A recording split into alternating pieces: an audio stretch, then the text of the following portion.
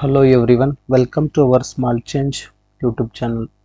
Students, ನಾವಿವತ್ತು ಈ ಒಂದು ಕ್ಲಾಸ್ನಲ್ಲಿ ನಂಬರ್ ಆಫ್ ನೌನ್ಸ್ ಬಗ್ಗೆ ಡಿಸ್ಕಸ್ ಮಾಡ್ತಾ ಹೋಗೋಣ. ಈ ಒಂದು ಟಾಪಿಕ್ಕು SSLC, PUC, ಡಿಗ್ರಿ ಹಾಗೂ ಎಲ್ಲ ಒಂದು ಸ್ಪರ್ಧಾತ್ಮಕ ಪರೀಕ್ಷೆಗಳಲ್ಲೂ ಕೂಡ ಇದ್ರ ಮೇಲೆ ಸಾಕಷ್ಟು ಪ್ರಶ್ನೆಗಳು ಬಂದೇ ಬರ್ತವೆ. ಸೊ ಹೀಗಾಗಿ ಇದು ಬಹಳ ಪ್ರಮುಖವಾಗಿರ್ತಕ್ಕಂಥ ಟಾಪಿಕ್ಕು. ಇದನ್ನು ಕೊನೆ ತನಕ ನೋಡಿ ಅಂತ ಹೇಳ್ತಾ ಬನ್ನಿ ಒಂದು ಕ್ಲಾಸನ್ನು ಸ್ಟಾರ್ಟ್ ಮಾಡೋಣ. ಸೊ ನಂಬರ್ ಆಫ್ ನೌನ್ಸ್ ಅನ್ನುವಂಥದ್ದು. So number shows whether a noun. So ಇದೊಂದು ನಾಮಪದ. ರೆಫರ್ಸ್ ಟು ಒಂದು ಆರ್ ಮೋರ್ ದೆನ್ ಒನ್, ಅಂದರೆ ಒಂದಕ್ಕಿಂತ ಜಾಸ್ತಿ ಇರುವಂತಹ ನಾಮಪದ. ನೋಡಿ ಕನ್ನಡದಲ್ಲಿ ಮೀನಿಂಗ್ ಅನ್ನು ನೋಡಿ. ವಚನ ಎಂದರೆ ನಾಮಪದವು ಒಂದು ಅಥವಾ ಒಂದಕ್ಕಿಂತ ಹೆಚ್ಚು ಸಂಖ್ಯೆಯನ್ನು ಸೂಚಿಸುತ್ತದೆ ಅನ್ನುವಂಥದ್ದು ಹೇಳುತ್ತೆ. ಓಕೆ, ಕೈಂಡ್ಸ್ ಆಫ್ ನಂಬರ್ ಅನ್ನು ನೋಡೋದಾದ್ರೆ, ಸೊ ವಚನಗಳ ವಿಧಗಳನ್ನು ನೋಡೋದಾದ್ರೆ ಸಿಂಗುಲರ್ ನಂಬರ್ ಅಂತೀವಿ. ಸೊ ಇದು ಏಕವಚನ. ಫ್ಲೂರಲ್ ನಂಬರ್ ಅಂತೀವಿ, ಇದು ಬಹುವಚನ ಅನ್ನುವಂಥದ್ದು. ಎರಡು ರೀತಿಯಲ್ಲಿ ಕೈಂಡ್ಸ್ ಆಫ್ ನಂಬರ್ ಅನ್ನು ನಾವು ನೋಡೋಣ ಇವತ್ತು. ಮೊದಲನೇದಾಗಿ ಸಿಂಗುಲರ್ ನಂಬರ್. ಸಿಂಗುಲರ್ ನಂಬರ್ ಅಂದ್ರೆ ಏಕವಚನ ಅಂತೀವಿ. A noun that refers to one person, ಅಂದರೆ ಇದು ಒಬ್ಬ ವ್ಯಕ್ತಿ. of one place, ಒಂದು ಸ್ಥಳ. ಅನಿಮಲ್, ಒಂದು ಪ್ರಾಣಿ. ಆರ್ ಥಿಂಗ್, ಅಂದರೆ ಒಂದು ವಸ್ತು. said to be in singular number, ಅಂದರೆ ಕನ್ನಡದಲ್ಲಿ ನೋಡಿ, ಒಬ್ಬ ವ್ಯಕ್ತಿಯ, ಒಂದು ಸ್ಥಳದ, ಒಂದು ವಸ್ತುವಿನ ಅಥವಾ ಒಂದು ಪ್ರಾಣಿಯನ್ನ ಸೂಚಿಸುವಂತಹ ನಾಮಪದಕ್ಕೆ ನಾವು ಏಕವಚನ ಅಂತ ಕರಿತೀವಿ. ಕೇವಲ ಒಂದನ್ನು ಮಾತ್ರ ಸೂಚಿಸುತ್ತದೆ ಸಿಂಗುಲರ್ ನಂಬರ್ ಅನ್ನುವಂಥದ್ದು. ಉದಾಹರಣೆಯನ್ನು ನೋಡ್ರಿ. ಬಾಯ್ ಹುಡುಗ, ಗರ್ಲ್ ಹುಡುಗಿ, ಬುಕ್ ಪುಸ್ತಕ, ಪೆನ್ ಲೇಖನಿ. ಸೊ ಇದು ಒಂದೊಂದೇನ ಸೂಚಿಸುತ್ತದೆ. ಇದನ್ನೇ ನಾವು, ಸೊ ಇದೇ ನಾಮಪದವನ್ನು ನಾವು ಏಕವಚನ ಅಂತ ಕರಿತೀವಿ. ಒಂದು ಯೂಸೇಜ್ ಸೆಂಟೆನ್ಸ್ ಇದೆ ನೋಡಿ. ದಿಸ್ ಈಸ್ ಅ ಬಾಯ್, ಇದು ಒಬ್ಬ ಹುಡುಗ. ಇಲ್ಲಿ ಅ ಬಾಯ್ ಅಂತ ಇದೆಯಲ್ಲ, ಒಬ್ಬ ಹುಡುಗ. ಇದೇನಾಗುತ್ತಪ್ಪ ಅಂತಂದ್ರೆ ಸಿಂಗುಲರ್ ನಂಬರ್ ಅಂತ ನಾವು ಹೇಳಬಹುದು. Singular number. Next, she has a pen, ಅವಳ ಬಳಿ ಒಂದು ಪೆನ್ ಇದೆ. ಅ ಪೆನ್ ಅನ್ನುವಂಥದ್ದು, ಒಂದು ಪೆನ್ ಅಂತ ಇದೆಯಲ್ಲ, ಇದು ಸಿಂಗುಲರ್ ನಂಬರ್ ಆಗುತ್ತ, ಏಕವಚನ. ನೆಕ್ಸ್ಟ್ ನೋಡಿ, ಫ್ಲೂರಲ್ ನಂಬರ್. ಫ್ಲೂರಲ್ ನಂಬರ್ ಅಂದರೆ ಬಹುವಚನ. ಬಹುವಚನ ಅಂದರೆ a noun that refers to more than one, ಅಂದರೆ ಒಂದಕ್ಕಿಂತ ಹೆಚ್ಚು ನಾಮಪದಗಳನ್ನು ಸೂಚಿಸುತ್ತದೆ. Said to be in plural number. So ಇದನ್ನು ನಾವು ಬಹುವಚನ ಅಂತ ಕರಿತೀವಿ. ನೋಡಿ, ಒಂದಕ್ಕಿಂತ ಹೆಚ್ಚು ಸಂಖ್ಯೆಯನ್ನು ಸೂಚಿಸುವ ನಾಮಪದವು ಬಹುವಚನ ಆಗುತ್ತೆ ಅನ್ನುವಂಥದ್ದು. ನೋಡಿ, ಉದಾಹರಣೆಯನ್ನು ನೋಡಿದ್ರೆ ಗೊತ್ತಾಗುತ್ತೆ. ಬಾಯ್ಸ್ ಅಂದ್ರೆ ಹುಡುಗರು, ಒಂದಕ್ಕಿಂತ ಹೆಚ್ಚು. ಹುಡುಗರು ಎಷ್ಟರ ಇರಲಿ, ಇಬ್ಬರಿದ್ರು ಹುಡುಗರು, 3 ಜನ ಇದ್ರು ಅಥವಾ 10 ಜನ ಇದ್ರು ಕೂಡ, ಅಥವಾ ಓನ್ಲಿ ಮೋರ್ ದೆನ್ ಒನ್, ಒಬ್ರಿಗಿಂತ ಹೆಚ್ಚಿದ್ರೆ ನಾವು ಬಾಯ್ಸ್ ಅಂತ ಕರಿತೀವಿ. ಗರ್ಲ್ಸ್ ಹುಡುಗಿಯರು, ಬುಕ್ಸ್ ಪುಸ್ತಕ, ಪೆನ್ಸ್ ಲೇಖನಿಗಳು. ಈ ರೀತಿಯಾಗಿ ಇದನ್ನು ನಾವು ಬಹುವಚನ ಅಂತ ಕರಿತೀವಿ. ನೋಡಿ ಯೂಸೇಜ್ ನೋಡ್ರಿ ಇದ್ರದ್ದು. ದೀಸ್ ಆರ್ ಬಾಯ್ಸ್, ಇವರು ಹುಡುಗರು. ಬಾಯ್ಸ್. ಸೊ ಇದು ಫ್ಲೂರಲ್ ನಂಬರ್ ಆಗತ್ತ, ಬಹುವಚನ. Okay, next, she has many pens. Pens ಅಂತ ಇದೆಯಲ್ಲ, ಪೆನ್ಗಳು ಅಂತ ಆಗತ್ತ. ಸೊ ಇದು ಏನಪ್ಪಾ ಅಂತಂದ್ರೆ ಫ್ಲೂರಲ್ ನಂಬರ್, ಬಹುವಚನ ಆಗತ್ತ. ಓಕೆ, ಸೊ ಇವಾಗ ನಾವು rules of changing singular into ಫ್ಲೂರಲ್, ಅಂದರೆ ಏಕವಚನವನ್ನು ಬಹುವಚನವನ್ನಾಗಿಸ್ಬೇಕು. ಸೊ ಯಾವ ರೀತಿಯಾಗಿ ಏಕವಚನದಿಂದ ನಾವು ಬಹುವಚನಕ್ಕೆ ಬದಲಾಯಿಸ್ತೀವಿ ಅನ್ನೋದಕ್ಕೆ ಕೆಲವೊಂದಷ್ಟು ನಿಯಮಗಳದಾವ. ಸೊ ಆ ಒಂದು ಚೇಂಜಿಂಗ್ ರೂಲ್ಸ್ಗಳನ್ನು ಇವತ್ತು ನಾವು ನೋಡ್ತಾ ಹೋಗೋಣ ಬನ್ನಿ. ಫಸ್ಟ್ ರೂಲ್ ಬಂದು, ಮೊದಲನೇ ರೂಲು ಆ್ಯಡ್ ಎಸ್ ಅಂತ ಇದೆ. ಅಂದರೆ ನಾವು ಎಸ್ ಅನ್ನು ಸೇರಿಸೋದ್ರ ಮೂಲಕ most nouns form plural by adding S, ಅಂದರೆ ಎಸ್ ಅನ್ನು ಸೇರಿಸ್ಕೊಂಡು ಬಹಳಷ್ಟು ನಾಮಪದಗಳು ಬಹುವಚನವಾಗ್ತವು ಅನ್ನುವಂಥದ್ದು. ಉದಾಹರಣೆನ ನೋಡ್ರಿ. ಬಾಯ್ ಅಂತ ಇದೆ, ಬಾಯ್ಸ್ ಅಂದರೆ ಹುಡುಗರು. ಇಲ್ಲಿ ಎಸ್ ಅಷ್ಟೇ ಬಂದಿದೆ, ಗೊತ್ತಾಗುತ್ತೆ. ಸೊ ಎಸ್ ಅನ್ನು ಸೇರಿಸ್ಕೊಂಡು ಹುಡುಗರು ಅಂತ ಬಹುವಚನವಾಗಿದೆ. ಬುಕ್ ಅಂತ ಇದೆ, ಇದು ಕೂಡ ಎಸ್ ಅನ್ನುವಂತಹ ಸೇರಿಸ್ಕೊಂಡು ಅಕ್ಷರವನ್ನು ಸೇರಿಸ್ಕೊಂಡು ಬುಕ್ಸ್ ಅಂತ ಹೇಳಿ ಆಗಿ ಬಹುವಚನವಾಗಿದೆ ಅಂತ ಹೇಳ್ಬೋದು. ಸೊ ಇದು singular number, boys plural number, book singular, so books plural ಅನ್ನುವಂಥದ್ದು. ಓಕೆ, ಸೆಂಟೆನ್ಸ್ ನೋಡ್ರಿ. ದ ಬಾಯ್ಸ್ ಆರ್ ಪ್ಲೇಯಿಂಗ್, ಹುಡುಗರು ಆಟವಾಡುತ್ತಿದ್ದಾರೆ. ಇದು ಕೂಡ ಪ್ಲೂರಲ್ ನಂಬರ್ ಬಾಯ್ಸ್ ಅನ್ನುವಂಥದ್ದು. Next rule number 2. ಈ ರೂಲ್ ನಂಬರ್ 2 ಏನು ಹೇಳುತ್ತಂದ್ರೆ ಇ ಎಸ್ ಅನ್ನು ಸೇರಿಸ್ಕೊಳ್ತವೆ ಕೆಲವೊಂದಷ್ಟು ನೌನ್ಗಳು, ಅಂದರೆ ನೌನ್ಸ್ ಎಂಡಿಂಗ್ ಇನ್ ಎಸ್, ಅಂದರೆ ಕೆಲವೊಂದಷ್ಟು ನಾಮಪದಗಳು ಬರ್ತವೆ. ಅವು ಏನಾಗಿರ್ತವಪ್ಪ ಅಂತಂದ್ರೆ ಎಸ್ಗೆ ಅಕ್ಷರದ ಕೊನೆಗೆ ಎಸ್ ಇರ್ತದೆ, ಆ ಶಬ್ದದ ಕೊನೆಗೆ ಎಸ್ ಇರ್ತದೆ. ಆಮೇಲೆ ಎಸ್ ಎಚ್ ಇರ್ತದೆ ಆ ನಾಮಪದದ ಕೊನೆಗೆ. ಸೊ ಸಿ ಎಚ್ ಇರ್ತದೆ, ಎಕ್ಸ್ ಇರ್ತದೆ, ಜಡ್ ಇರ್ತದೆ. ಇವೇನು ಮಾಡ್ತಾವಪ್ಪ ಅಂತಂದ್ರೆ ಆ್ಯಡಿಂಗ್ ಎಸ್ ಅನ್ನು ಸೇರಿಸ್ಕೊಳ್ತವೆ. ಆ್ಯಡ್ ಎಸ್ ನೋಡಿ, ಇಲ್ಲಿ ಅರ್ಥ ಆಗುತ್ತೆ. ಎಸ್ ಇದೆ ಕೊನೆಗೆ ಅಂತ ಹೇಳಿದ್ರಲ್ಲ, ಸೊ ಬಸ್ ಅಂತಕ್ಕಂಥದ್ದು ಇದೆ ಇಲ್ಲಿ. ಸೊ ಇಲ್ಲಿ ಕೊನೆಯ ಅಕ್ಷರ ಎಸ್ ಇದೆ. ಸೊ ಹಿಂಗಿದ್ದಾಗ ನಾವು ಇ ಎಸ್ ಹಚ್ಚಬೇಕು. ಇಲ್ಲಿ ಇ ಎಸ್ ಹಚ್ಚಿ ಸೊ ಏನು ಮಾಡಲಾಗಿದೆ, ಅದನ್ನು ಫ್ಲೂರಲ್ ಮಾಡಲಾಗಿದೆ. ಬಸ್ ಇದ್ದಿದ್ದು ಬಸ್ಸಸ್ ಅಂತ ಆಗುತ್ತೆ, ಬಹುವಚನ. ಬಸ್ಸು ಬಸ್ಸುಗಳು ಅಂಥೇಳಿ. ಬಾಕ್ಸ್ ಇಲ್ಲಿ ಎಕ್ಸ್ ಇದೆ ನೋಡಿ, ಗೊತ್ತಾಗುತ್ತಲ್ಲ. ಸೊ ಕೊನೆಯ ಅಕ್ಷರ ಎಕ್ಸ್ ಇಂದ ಎಂಡ್ ಆಗಿದೆ, ಅಂದರೆ ending S, S H, C H, X, Z ಅಂತ ಹೇಳ್ತಾರೆ ಅವರು ರೂಲು. ಸೊ ಎಕ್ಸ್ ಇದೆ, ಬಾಕ್ಸ್ ಇದೆ. ಸೊ ಇದಕ್ಕೆ ನಾವು ಇ ಎಸ್ ಹಚ್ಕೊಂಡು ಏನು ಮಾಡಿದ್ವಿ, ಬಾಕ್ಸಸ್ ಅಂತ ಮಾಡಿದ್ವಿ. ಸೊ ಬಾಕ್ಸ್ ಅಂದರೆ ಪೆಟ್ಟಿಗೆ, ಬಾಕ್ಸಸ್ ಅಂದ್ರೆ ಪೆಟ್ಟಿಗೆಗಳು. ಸೊ ಈ ರೀತಿಯಾಗಿ ಸೊ ಏಕವಚನದಿಂದ ಬಹುವಚನಕ್ಕೆ ಚೇಂಜ್ ಮಾಡಬಹುದು. ನೆಕ್ಸ್ಟು ಎಸ್ ಎಚ್ ನೋಡ್ರಿ, ಡಿಶ್ ಅಂತ ಇರ್ತದೆ ಅನ್ಕೋರಿ. ಡಿಶ್ಶು, ನೀವು ಇದನ್ನು ಡಿಶಸ್ ಅಂತ ಮಾಡ್ಬೋದು ನೋಡಿ. ಇ ಎಸ್ ಅನ್ನು ಹಚ್ಕೊಂಡು ಫ್ಲೂರಲ್ ಮಾಡ್ಬೋದು. ನೆಕ್ಸ್ಟು ಸಿ ಎಚ್, ಸಿ ಎಚ್ಗೆ ವಾಚ್. ಸೊ ವಾಚ್ ಅನ್ನುವಂಥದ್ದು ಸಿ ಎಚ್ ಇಂದ ಎಂಡ್ ಆಗಿದೆ, ಹೌದಾ. ಇದಕ್ಕೆ ನಾವೇನು ಮಾಡ್ತೀವಪ್ಪ ಅಂತಂದ್ರೆ ವಾಚಸ್ ಅಂತ ಹೇಳಿ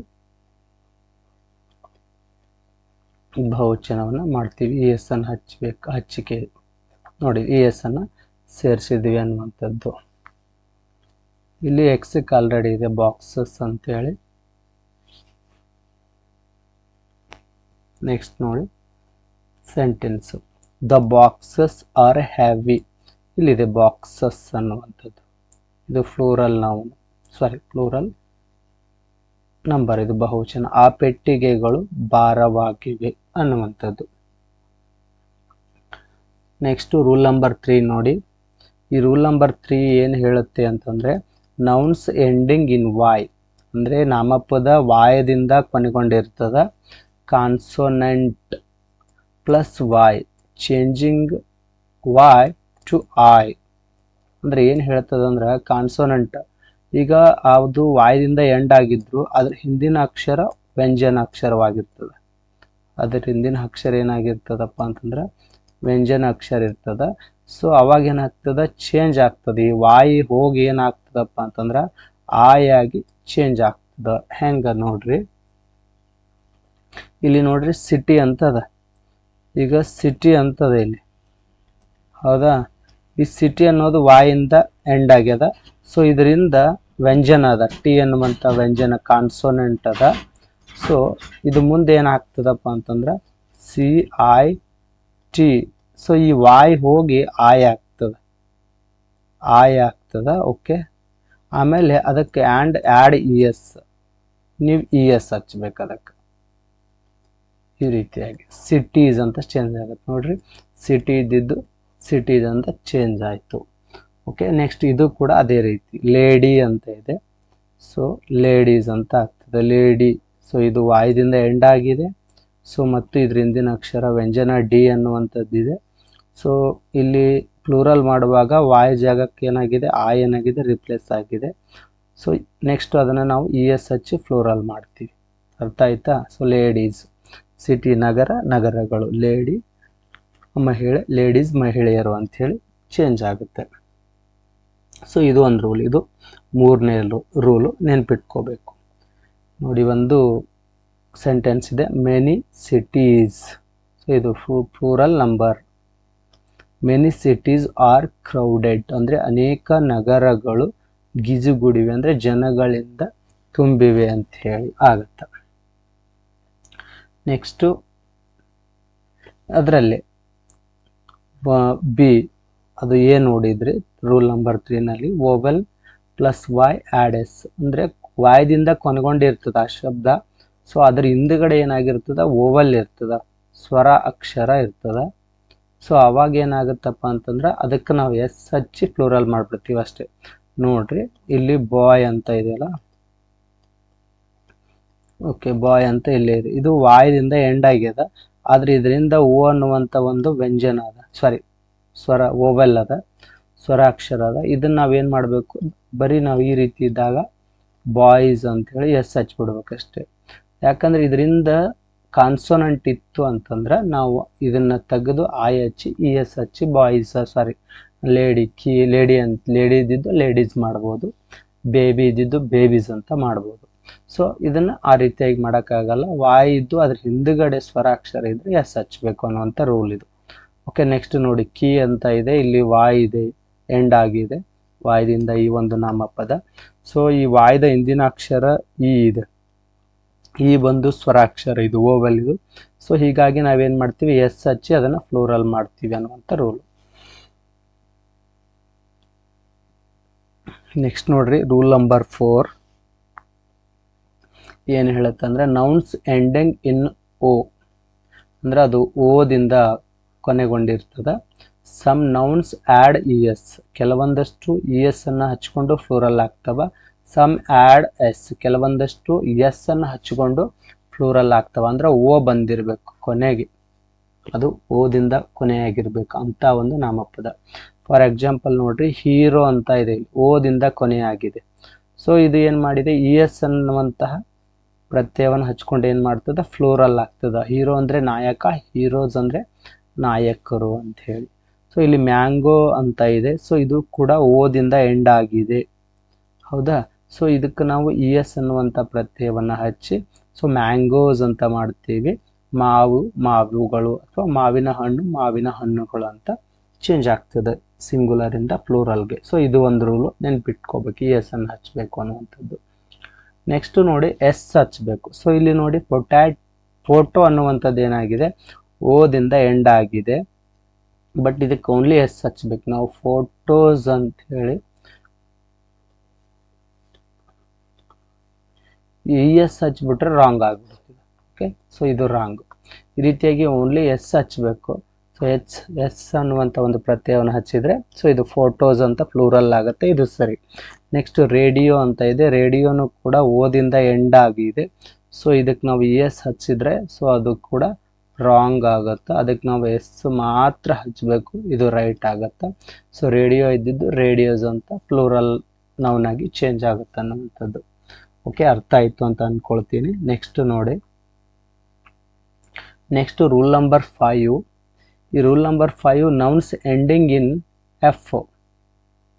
ನೆಕ್ಸ್ಟ್ ಎಫ್ ಇ ಅಂದರೆ ಒಂದು ಬಂದಿರುವಂತಹ ನಾಮಪದ ಎಫ್ ಅಥವಾ ಎಫ್ ಇ ಇಂದ ಎಂಡ್ ಆಗಿರ್ತದೆ ಅಂದ್ಕೊಳ್ರಿ. ಸೊ ಅದನ್ನು ಚೇಂಜ್ ಮಾಡಬೇಕು. ಎಫ್ ಇ ಏನಾಗ್ತದಪ್ಪ ಅಂತಂದ್ರೆ ಟು ವಿ, ಅದೇನಾಗ್ತದ ವಿ ಆಗಿ ನಾವು ಬರೀಬೇಕು, ಅದನ್ನು ಚೇಂಜ್ ಮಾಡಬೇಕು.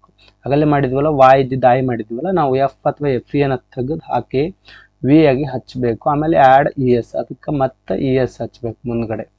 ನೋಡ್ರಿ ಇಲ್ಲಿ ಲೀಫ್ ಅಂತ ಇದೆ, LEAF ಲೀಫ್ ಅಂತ ಇದೆ, ಹೌದಾ. ಸೊ ಇದನ್ನ ಏನು ಮಾಡ್ತೀವಿ ನಾವು, ಎಲ್ ಬರಿತೀವಿ, ಇ ಬರಿತೀವಿ, ಎ ಬರಿತೀವಿ. ಈಗ ಎಫ್ ಅದಲ್ಲ, ಇದನ್ನ ಏನು ಮಾಡ್ತೀವಪ್ಪ ಅಂದ್ರೆ ಪ್ಲೂರಲ್ ಮಾಡುವಾಗ ತೆಗೆದು ಬಿಡ್ಬೇಕು. ಇದನ್ನು ತೆಗೆದು ಏನು ಮಾಡಂದ್ರೆ ಅವರು ವಿ ಎಚ್ ಅಂತಾರೆ. ಓಕೆ, ವಿ ಹಚ್ತೀವಿ. ಅದಾದ್ಮೇಲೆ ಆ್ಯಡ್ ಎಸ್, ಅದಕ್ಕೆ ಇ ಎಸ್ ಅನ್ನುವಂಥ ಪ್ರತ್ಯಯ ಹಚ್ಚಂದ. ಲೀಫ್, ಲೀವ್ಸ್, ಎಲೆಗಳು, ಈ ರೀತಿಯಾಗಿ ಪ್ಲೂರಲ್ ಮಾಡಬೇಕು ಅನ್ನುವಂಥದ್ದು. ನೆಕ್ಸ್ಟ್ ನೋಡಿ ವೈಫ್ ಅಂತ ಇದೆ. ಸೊ ಸೇಮ್ ಇಲ್ಲಿ ವೈಫ್ ಅನ್ನುವಂತಹ ವರ್ಡ್ ಏನಾಗಿದೆ, ಎಫ್ ಇ ಇಂದ ಎಂಡ್ ಆಗಿದೆ. ಸೊ ಇದನ್ನು ನಾವು ತೆಗೆದು ಹಾಕಬೇಕು ಯಾವಾಗ, ಫ್ಲೂರಲ್ ಮಾಡುವಾಗ.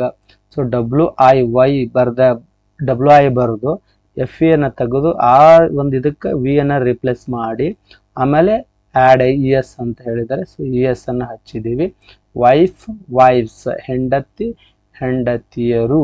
ಸೊ ಲೀಫ್ ಲೀವ್ಸ್, ಎಲೆ ಎಲೆಗಳು ಅಂತ ಸಿಂಗ್ಯುಲರಿಂದ ಫ್ಲೋರಲ್ಗೆ ಚೇಂಜ್ ಮಾಡುವಂತಹ ಇದು 5th ರೂಲ್, 5ನೇ ರೂಲ್ ಅಂತ ಹೇಳ್ಬೋದು.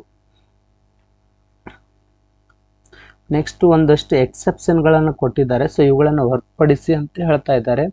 ರೂಫ್ ಅನ್ನುವಂಥದ್ದು ಎಫ್ ಇಂದ ಎಂಡ್ ಆದರೂ ಕೂಡ ಸೊ ಅದು ರೂಪ್ಸ್ ಅಂತೇಳಿ ಎಸ್ ಪ್ರತ್ಯಯವನ್ನು ಹಚ್ಚಿಕೊಂಡು ಫ್ಲೋರಲ್ ಆಗುತ್ತಾ ಅಂತ ಹೇಳ್ತಾರೆ. ಚೀಪ್ ಅನ್ನುವಂಥದ್ದು ಇದೆ.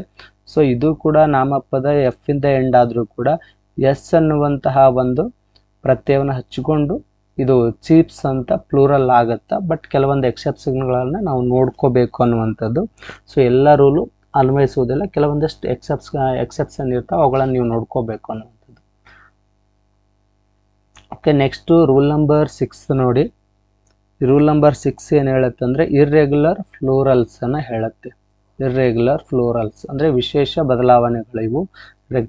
ಕಂಟಿನ್ಯೂ ಆಗಿ ಆ ರೀತಿಯಾಗಿ ಬದಲಾಗೋದಿಲ್ಲ. ಸೊ ಸ್ವಲ್ಪ ಇರ್ರೆಗ್ಯುಲರ್ ಆಗಿ ಬದಲಾಗ್ತವೆ. ದೀಸ್ ನೌನ್ಸ್ ಚೇಂಜ್ ಕಂಪ್ಲೀಟ್ಲಿ ಅಂದರೆ ಇವೇನಾಗ್ತಾವಪ್ಪ ಅಂತಂದರೆ ಕಂಪ್ಲೀಟಾಗಿ ಚೇಂಜ್ ಆಗಿಬಿಡ್ತಾವೆ, ಕಂಪ್ಲೀಟಾಗಿ ಚೇಂಜ್ ಆಗ್ತವೆ ಅನ್ನುವಂಥದ್ದು.